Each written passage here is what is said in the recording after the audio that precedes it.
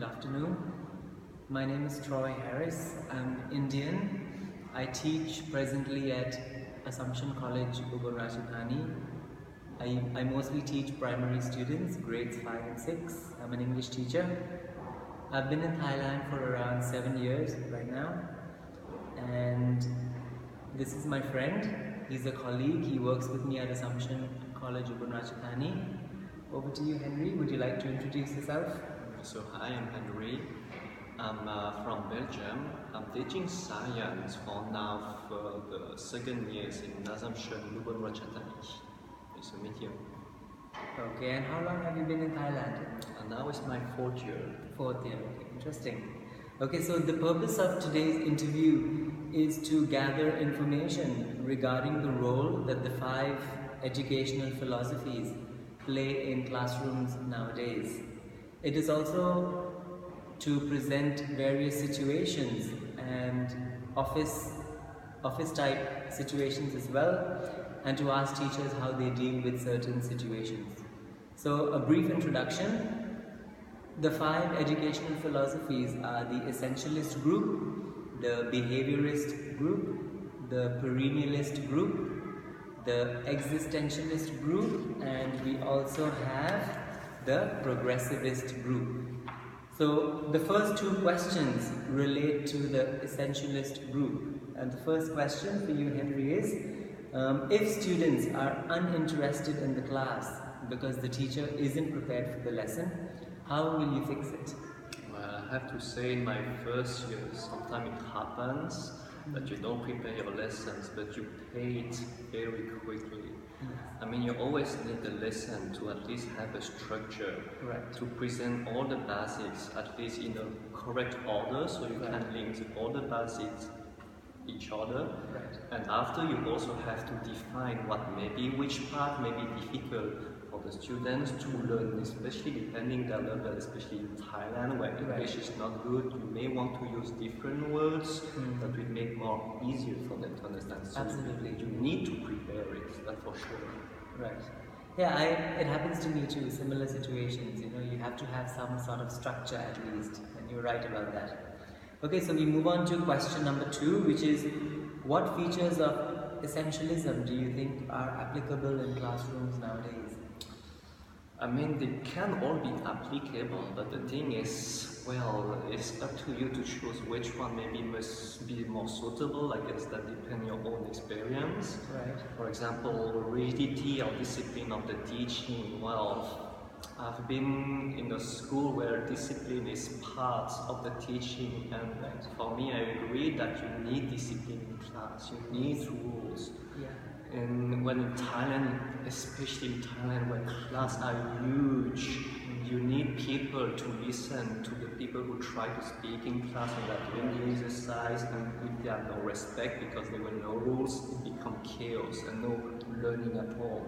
Absolutely. So that is one aspect, but after being too rigid, it's maybe not bad, because if you are, I would say, compressing the students in always obeying rules, maybe they don't want to answer questions anymore because they're afraid. So you need to let them sometimes also to speak freely what is in their mind, and also the curiosity about the subject that is taught.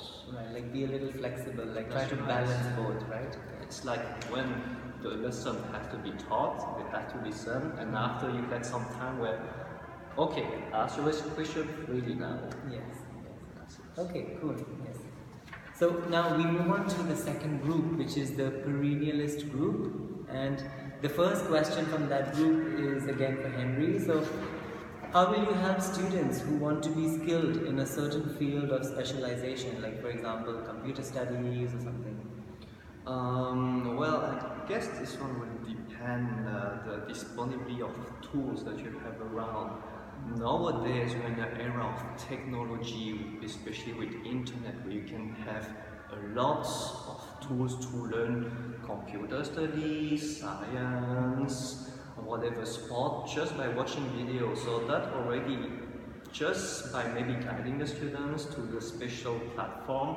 For example, I'm using Khan Academic. It's an American platform where they teach science, and even computer programming, which is Okay. very nice. So I would guide them to some tools that I myself know, That's or interesting. maybe some contacts.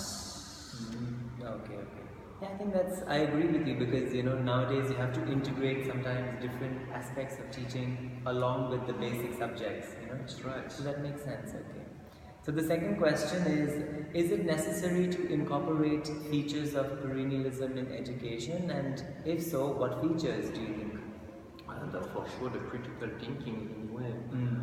Absolutely. I mean, in science anyway, not every subject actually. There's so much stuff, especially in Thailand, that are taught maybe passively. It's more like I teach you and you try to remember, Yeah. which never really work well in trying to remember and keep the information because you just absorb, but you don't know what to do with it. Yes. So critical thinking is very important to use it, and so you remember for the next time something similar would happen and you use the same technique. Right. Okay.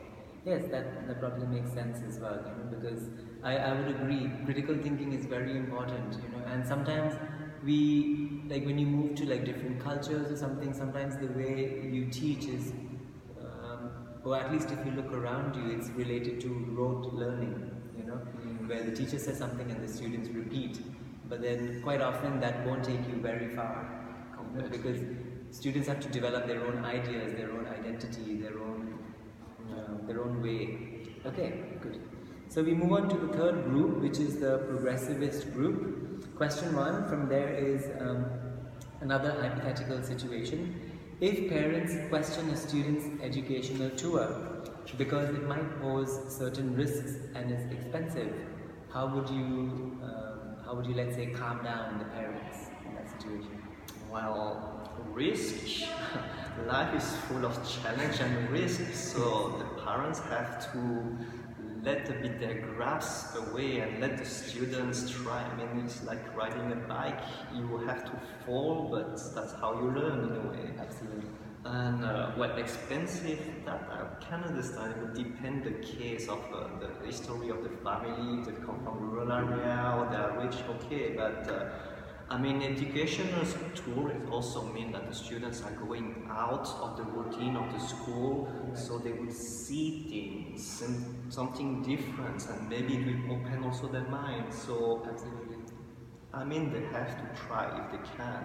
Sure, it's kind of like in English we would say probably on the job learning sort of. Yeah. Like you take them out of the classroom and show them how things are in the real world. It's practical for sure. Yes, absolutely. Okay. And question 2, what features of progressivism are essential in learning nowadays? So that progresses. Well, so this one is the practical way. That for sure, in any subject, you always have the theory. In English or even in science, you have to learn a lot of stuff, a lot of rules. Right. But it's not enough to learn the rules. You have to practice it to be sure that you understand the rules. So yeah, speak a lot to learn a language. And in the case of science, use it in normal situation. Use a formula to normal things in real life. Like adapt the language and try to find its suitability. Yeah. Yes, okay, alright. So moving on to the fourth group. The fourth group is the behaviorist group. And again, 2 questions from that group. The first hypothetical question, again for Henry, is if the teacher tells students from the slum areas, if there is a will, there is a way. Poverty is not a hindrance to success. It doesn't help though. The thing is, the more poor you are, the less tool you also have to get an opportunity. That's right. It's true in a way that if you have the will, you can do it. But I mean, it's also mean that it will be hard mentally to do it. So I guess what you may have to do first is to find every tool that is at your disposition that you can have around you. Right. Have a lot of mental support from your family, because alone it will be hard. You will have a lot of challenge on your way to get to your goal, your dream, but you may have a lot of fail and some success. And I guess family or friends is needed to be there to bring you up to, yeah. Yes, okay, yes. I would agree with you as well, because poverty it is a hindrance to a certain extent, you know. I mean, because there is a will and there is a way, and you hear many stories about rags to riches, you know, how someone founded a business or something. Naive. But there's that one story for every 100 others who don't make it, you know. So it would be some sort of a hindrance, you know. But again, you have to find a balance. I mean, if you're willing to push yourself, you could do anything, I suppose. Okay. So let's move on to the next question. When teaching, do teachers need to take into consideration features of behaviorism? Please explain. Well, I'm not very a fan of a reward and punishment thing, so that is not really something that I could really develop. Okay. I've never been really taught in that part. Right. Teaching by repetition and training, well, I find it's anyway useful as we have a lot of basics that we have to learn. Basics are anyway block that you need at the beginning, so you can go to something a bit more complex. True. If you don't repeat the basics, and if you don't find the errors to correct to make it perfect, what will come after, it will be problematic. So the basics has to be repeated until it's correct. Absolutely, yes. So probably maybe less so in, let's say, like the behaviorism thing, maybe less so in subjects like math or something, but maybe more so in English or languages, because that has more of like a structure to start with. Oh, You know, math something has like a that. lot of is needed also to do a drill. No, I mean for math I think so, but I'm thinking maybe probably a little less for science in that way. Because math, of course, again, you have to go through all the formulas and, you know, different multiplication things. Yeah, all sure. that. Okay. So now we move on to the last group, which is the existentialist group. Question 1 from this group is: if a colleague asks you to decide for fear because he or she has made the wrong decision by not following the curriculum in their lessons, how would you go about advising them? Yeah, and I guess that will depend maybe where you are teaching. I mean, where we are a bit free of what to teach. Yes. So I would tell him what is more important. Would it be to follow the curriculum that the school wants you to teach, or to follow maybe what the students are able to follow, to learn from you? So it's not that bad sometimes to diverge a bit from the curriculum, to adapt a bit in the curiosity of the students, or especially to adapt to their level. Yes. That's the most important part. Absolutely, I agree. There has to be some sort of balance, because sometimes a curriculum is developed far away from a school where it's actually being used, and sometimes you have to bend the rules a little bit to adapt to what the students exactly need in that situation. So yes, I would agree with you in that. So last question: do you use any features of existentialism in your class? Please clarify. So in this case, values and level. Okay. Well, yes. I mean, it's in the same part as critical thinking. Values are being taught a bit with critical thinking at the same time. So, for example, science. I'm always confronting them in what science offers to them, like technology. Now it looks super like that when you see, but with technology it also brings good things and bad things. So you can try to teach the students what are the good things and the bad things. Is it that good? But just try to use argument with facts, not feeling. Not he said he's bad, but use real facts. Yeah.